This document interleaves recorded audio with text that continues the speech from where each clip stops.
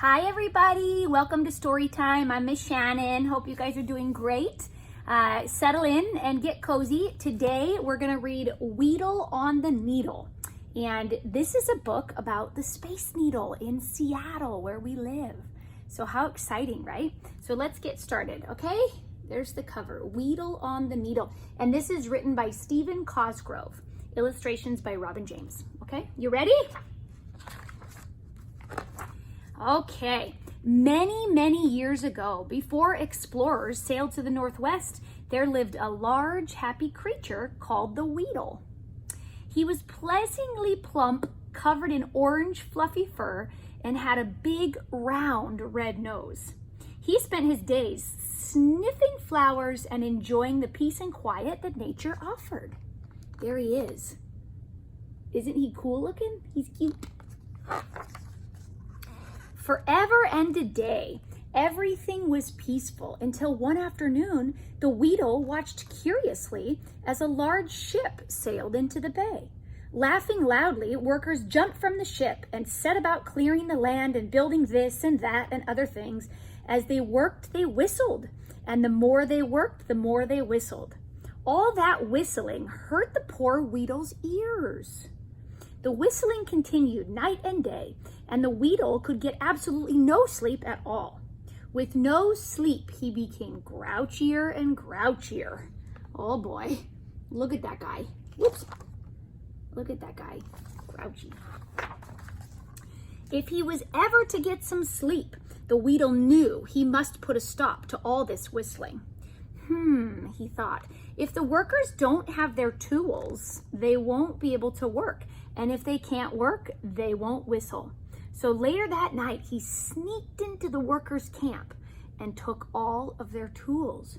Sadly for the Wheedle, the next morning, the men quickly got new tools from the ship and went back to work, whistling even louder than before. He didn't win, did he? That wasn't good that he took their tools, was it? If anything, the Wheedle was resourceful. He decided that the next best thing to do was to scare the workers. For when workers are scared, they can't pucker. And when they can't pucker, they can't whistle. Can you pucker? Like this? As we all know, a puckerless whistle is no whistle at all. One by one, he began creeping up behind them and growling at the top of his voice. Sure enough, the workers were so scared that they couldn't whistle a whit. All would have been the Wheedle's salvation, save for one brave lumberjack who, to prove he wasn't scared, simply whistled. The Wheedle put his hands over his ears and ran into the forest. Well, let me tell you, that did it. The Wheedle knew he could no longer live near the bay, so he packed his belongings and he left. Poor Wheedle, him's leaving. He wandered high into the mountains, searching for a place far enough away from the workers that he wouldn't hear the whistling. He wandered and wandered until he came to the very top of Mount Rainier. He listened very carefully. What a delight! He couldn't hear even a whisper of a whistle on the wind. He quickly unpacked his sleeping sack, his toothbrush with the squiggly on the end, and his white woolly pajamas. This was the quiet place he had hoped for. This was a place where he could sleep for a long time. Look at Wheedle. He was getting all his belongings out, even his toothbrush. He quickly brushed his teeth, washed his furry hands, and slipped into his woolly pajamas. Then he slid his big body into the sleeping sack, flopped his head on his pillow, and fell fast asleep. He was so happy in his deep sleep that his big red nose blinked on and off like a flashing beacon on a tall pole. He slept through the night, through the day, through weeks and months, and on through several years. Oh, such sweet, sweet dreams. But after a long while, something woke the Needle from his deep sleep. Look at him snoozing away. What do you guys think woke him up? Let's see. Whistling, loud whistling, happy whistling. He looked about, and much to his surprise, he saw that the workers had continued to build over the years and now had built almost to the edge of his mountain. But what was more alarming was that now everybody was whistling, children and workers alike. "Oh no," cried the Wheedle, "what am I ever to do? With all this whistling, I'll never get back to sleep." Look at him. He began pacing up and down the mountain, mumbling and grumbling the whole time. Then his nose lit up and a smile crossed his lips. "I've got it," he chuckled. And with that, he removed everything from his large striped bag, and with it dragging behind, he climbed to the very top of Mount Rainier. He stood on his fuzzy tippy toes, reached up into the sky, and grabbed a cloud. Then he grabbed another and another. One by one, he stuffed the clouds into a bag until he had it full to overflowing. Look at that. Can you believe that? Let's see what he's going to do with those.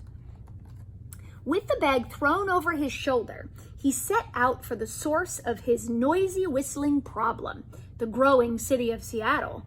The skyline of the city was filled with tall buildings, but the Wheedle only needed one to complete his plan.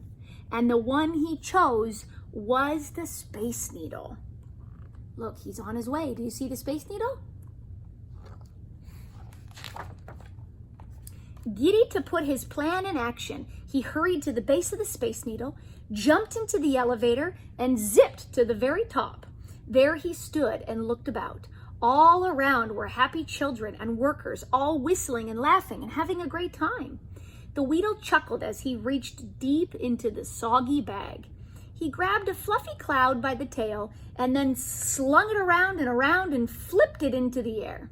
The cloud lifted high into the sky and then hung there like a glop of whipping cream on a blue kitchen ceiling. The cloud gurgled and sloshed, and then one drop of rain fell, and then another, and soon it was pouring rain. Now, the kindly folks in Seattle like the rain, but it is nearly impossible and highly improbable that one can whistle with any intensity in a rainstorm.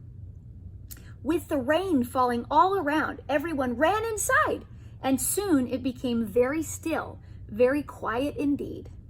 The Wheedle stretched out on top of the Space Needle, and using the bag of clouds as a pillow, fell fast asleep. With each snarkled snore, his big red nose slowly blinked on and off. And as he slept, it rained and rained.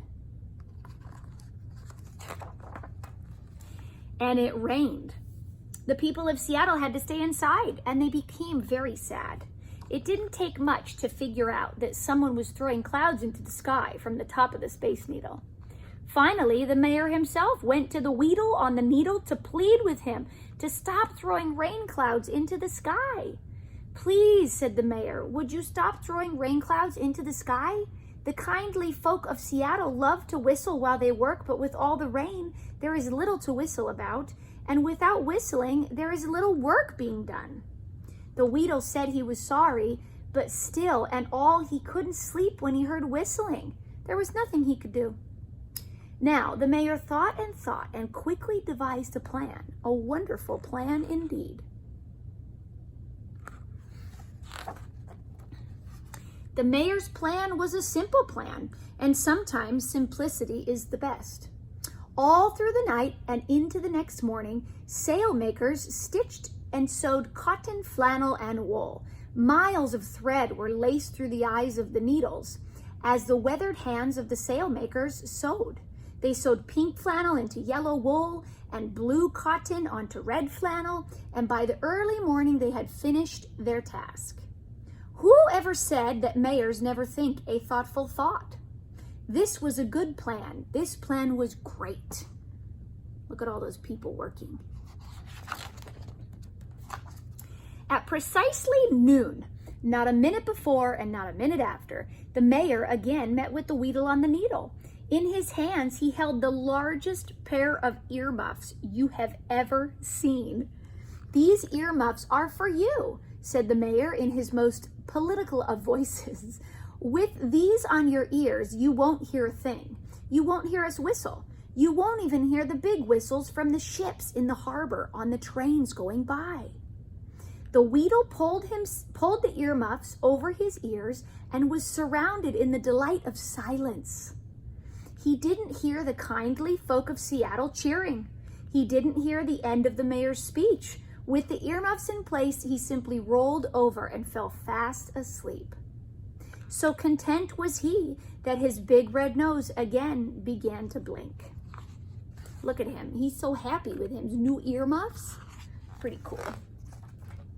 There was a Wheedle on the needle. I know just what you're thinking, but if you look up at night, you'll see his red nose blinking. Look. That's pretty cool, huh? What a fun story. I hope you guys enjoyed the Wheedle on the needle and have a wonderful sleep, okay? Much love.